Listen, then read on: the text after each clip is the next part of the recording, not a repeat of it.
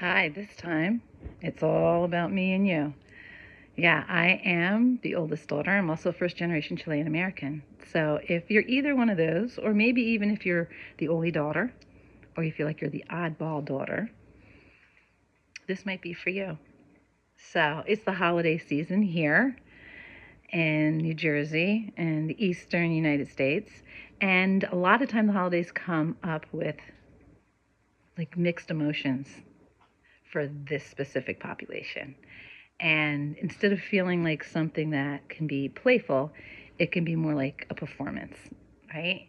Um, there's the gratitude, we're all about the gratitude, and it's important, right? For what we have that helps us to be here in the present moment.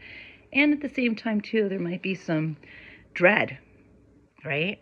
There might be some just about family dynamics, about people who have been there that are no longer there, and not wanting to be a downer with the holidays, or for expressing how you feel, right? There might be some guilt for you being here and others not being here if you're first generation American, or even if you're not, even if it's something where there are family members who they're not there for health reasons, or maybe because unfortunately there's estrangement. Any of these things are unfortunate. It's a part of life, and it's painful, and that needs a place to go. So there's nothing wrong with you if you're feeling dread or guilt or exhaustion. Just a little note there about guilt. Guilt means you've done something on purpose to hurt somebody, right? So maybe it's more the word is feeling bad, right? A lot of us have been raised to feel bad when we make others feel bad. But guess what? You don't make everybody feel bad. They're responsible for their own feelings. They're responsible for what they do with those feelings. You are not. So that's why this can become a very challenging time. Trying to keep the peace in the family, trying to uphold traditions with the family, and they may not even be something that you agree with 100%. Then you're trying to hold it all together, and that's really hard as well. A lot of times, this specific population, right? If you're first generation American, you're doing translating on top of everything else. And that is mentally exhausting because you're going back and forth, back and forth. Oh, but Bernadette, they've sacrificed so much. Look at what I'm doing here. Of course they did. And it's a beautiful gift that you're doing that. But you're also allowed to have some boundaries around that too, and just have some space for you to rest and take care of you, this part of you that needs that nourishment in order to continue doing that. If not, you're going to continue to be depleted on top of doing every single thing that everybody else expects you to do, right? Add on top of that, you're the emotional regulator. People come to you, they share you their stuff, their problems. Can you help me with this? Why isn't it working? We're fighting. Where am I going to stay? Boo, boo, boo. Oh my gosh, and it goes on and on and on. Then we add to the mix too, children coming back from college, right? Family coming back who are usually not there. So there's a disruption in that routine that kind of is something that stabilizes and like helps you to stay grounded. And so then it's like, so all of that has to do, believe it or not, with this invisible kind of grief that really doesn't get named. And so it's the role that has been expected of you since childhood, right? And then you've just kind of taken it on. And I have a feeling maybe it's even spilled into work, where you're a caretaker at work, right? Or maybe you're in a service profession. Maybe you're an educator. Maybe you're a social service provider. Maybe you're a nurse. Maybe you're a doctor, right? It's the taking care of everybody. So there's the expectation to continue to do that. And there's the pressure to be grateful and happy and just, wow, we're all together. And yes, you can have those feelings and also be frustrated and disappointed and depleted and misunderstood and sad. Both of those can be in the same experience. And you don't have to feel guilty, feel bad about it. But if you do, it's understandable because that's what you've been raised. So maybe we can do some reframing. Maybe for this holiday, what would it look like if you took the time to say, you know what, I'm going to really tune into those feelings. I'm going to let myself feel those feelings. And I'm going to start to have a little bit of boundaries. I didn't even know what boundaries were. I didn't. There were no boundaries. The boundaries were like whatever they say, that's what I do. Whether it was school, whether it was home, whether it was... Not that my parents were strict. And even if they were, it doesn't matter. The boundaries are the boundaries I need to have for myself as an adult. Right? We're not children. We're adults. And we know what is best for us. Even though we may give that power away a lot and say, okay, well, what do you think? That's giving your power away. Taking a moment, go to the bathroom if you need to, sit on the toilet. I don't care what you're doing, but get out of the space of everybody. Put your hand on your heart. Take a pause. Feel your feet. Feel your back. Feel the ground holding you up. Close your eyes. And ask yourself, what do you need right now? And if your body's like, let's just get out of here, then you get out of there. You know, and it's okay if you need to say, hey, I need to get out of here. Oh, no, it's okay. I'll go with you. It's like, I need time for myself. It's not saying no if you have challenges saying no, but it is saying I need time for myself right now. If somebody starts to criticize you for asking, not even asking, saying that you want to have time for yourself, then you just repeat it again. I'm going to go because I just need some time for myself, right?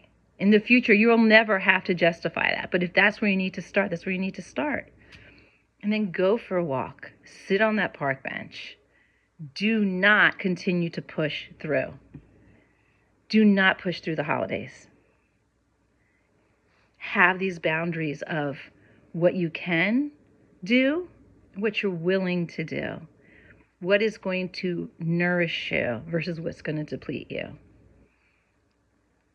You're allowed to say, you know what, this year it's going to be a little different. And guess what? People are going to give you pushback. They are. Because you're changing their familiar. That's normal for them. But are you responsible for them? No, you're not, my dear. You're not. The only ones you're responsible for are your little children. Right? And that's it. Everybody else, they're adults. They can figure it out. And they will figure it out. Unless you slip back into relapse mode and start fixing it and doing it for them. Perfect example for myself is my daughter had a situation and she's like, Mommy, what should I do? Right? And I had an answer. I wanted to give her the answer because that's what I've been trained to do, right? We've been trained to fix and solve. That's our role, right? But to pull back and to say, well, what do you think you should do, right? And even though you may not like that, it's giving the young adult, right, the empowerment and the tools just to listen and be that heart with ears for them. And if there's a consequence, they have to have that consequence. But you're not responsible for that. You're not. So for those of you who have your college kiddos at home, just remember that too. You're not responsible for that. No. You are responsible for yourself to make sure that you are getting that nourishment you need. And especially with all the changes over the holidays, it doesn't matter what you celebrate, but there might be a tree in your house or a menorah or maybe some pine cones for solstice. It doesn't matter what you're celebrating. There's going to be a different rhythm, a different pace, a different routine. And that causes conflicting feelings. That's grief. It doesn't mean grief is bad. It just means that it's an awareness. If you look at grief as more of those feelings because it's the end of or change in a familiar pattern behavior. So we're doing the change of the familiar That's what this holiday season is about. The change in a familiar pattern of behavior. And then there's all of this, woo! Or there may be none of that too. You might be like by yourself and making that choice for yourself too. And then getting in your head about it. And you need to take care of yourself during that time as well, right?